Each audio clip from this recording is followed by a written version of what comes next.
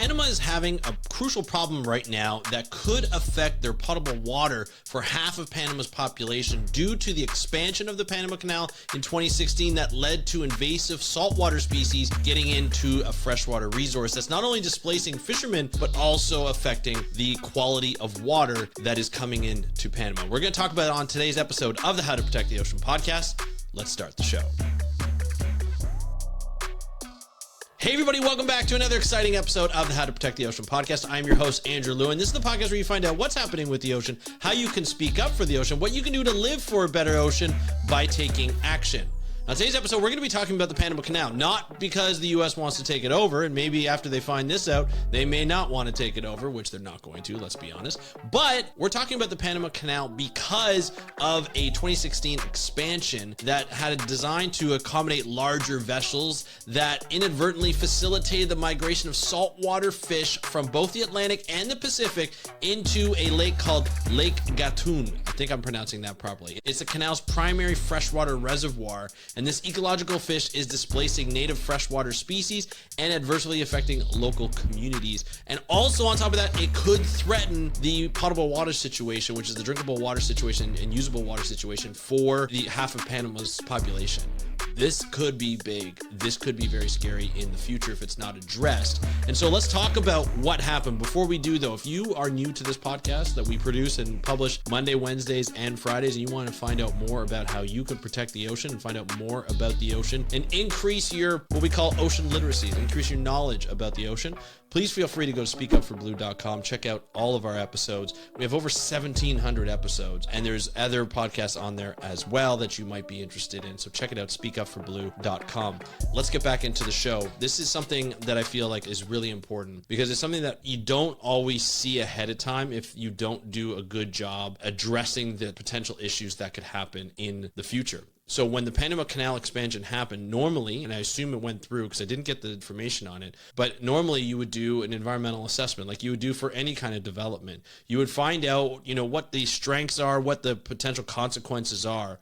This is one of the consequences that could have come out from one of those if they were done thoroughly. I don't know if it was done thoroughly or not. I couldn't get a hold of one, and I couldn't find out if one was done. I assume it was done. However, what eventually happened was we started to see saltwater incursion into their freshwater Lake Gatún, which has a lot of other different fish. It has, peacock bass and tilapia, which local communities actually fish and eat. Those species are being displaced by snooks, jacks, and snappers who, if you know those species, they are saltwater species. That means there's marine water, salt water that's getting into fresh water that's obviously going to change the dynamics of that ecosystem and that habitat, getting rid of freshwater species because they can't handle the salt and bringing in more saltwater species. Not only is that a problem, but they're coming in from the Atlantic and they're coming in from the Pacific. So you're getting not only a mix of saltwater, but you're getting a mix of species that could potentially cross into each other's oceans through the Panama Canal. So Atlantic species could get into the Pacific.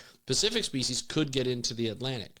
That could be a very big problem when it comes to invasive species. If you don't know what an invasive species is, it's a species that gets into a system that doesn't normally live there and that could do very well in that system. And there are a lot of examples. Probably the most important or one of the most recently popular species that has done this is the lionfish. Right, lionfish normally is from the Indo-Pacific, and it will eat a lot of smaller fish around there. And it's not dominant within those systems, but it does well within those systems. It's a predator within those systems. The lionfish is a very popular marine hobby fish that you find in tanks all around North America and all around the world. In North America, it is said that 2 or more lionfish were actually released into the ocean from those tanks. Like the people were done with it and they just released it into the ocean, not thinking that, hey, you know what? Those species don't belong there and they're probably going to die anyway or get eaten, but actually they reproduced and they lived, and somehow they went all the way from like the lower half of the southeast of the US all the way down into the Caribbean, where they proliferated very well. They did very well in those areas, and now they are dominating reefs in many places. If you go diving in the Dominican, you go diving in Jamaica, pretty much anywhere within the Caribbean, you can pretty much find a lionfish. They're pretty much everywhere. And there are a lot of people who go and hunt them and try and reduce their population, but they do so well. They end up eating a lot of other smaller reef fish, which affects the ecosystem of the Caribbean reefs, to be honest. And so they're a big problem in the Atlantic and in the Caribbean. Now, you talk about If Atlantic species like the lionfish gets into the Pacific on that side, now normally they're in the Indo-Pacific, so near Indonesia and so forth. If they get into the Pacific, like the Eastern Pacific, which is like the side of North and South America where the Panama Canal comes out, they can go all the way up the coast or all the way down the coast, and they can invade those systems as well. This is why invasive species are so dangerous, right? So there's the threat of invasive species crossing the Atlantic and going into the Pacific, or just species that are crossing the Atlantic, going into Lake Gatún and then coming out of the Pacific and vice versa. Those become invasive species, and they could proliferate very well in those areas. And then all of a sudden now you have a lot of different invasive species. You lose biodiversity within each different oceans or those sections of the oceans, and you don't get a productive system. You don't get a healthy ecosystem. You can get a very affected ecosystem that can be impacted, and we don't want that. Now let's go back into the fishing aspect for the local community. The article that I'm going to put in the show notes talked to a couple of fishermen, including Felix Martinez Gonzalez, who reported dwindling catches. He said recently hauling in only 16 pounds of fish over 6 hours, which was a stark decline from the pre-expansion yields. So in sports fishing guides like Oswaldo Alberto Robles also noted intensified competition with numerous boats vying for scarce fish, exacerbating resource depletion. So that means there are more people going out to fish the same fish, and there are not as many fish, so there's more competition between boats or between fishermen, and that's becoming a problem as well. That can lead to a lot of conflicts. So obviously seeing this type of impact from the local fishing community, as well as potential of invasive species, and then just the dwindling of local species, is very concerning when we talk about like such an important human creation in terms of the Panama Canal to connect the Atlantic and Pacific shipping lanes. This is a big problem because we need the Panama Canal, and we're affecting local communities where we could be introducing invasive species, which Panama Canal has always had to be careful of anyway, because you're allowing ships to go from the Atlantic to the Pacific right away. But also you are affecting the potable water, which is like the drinkable and usable water for half the population of Panama.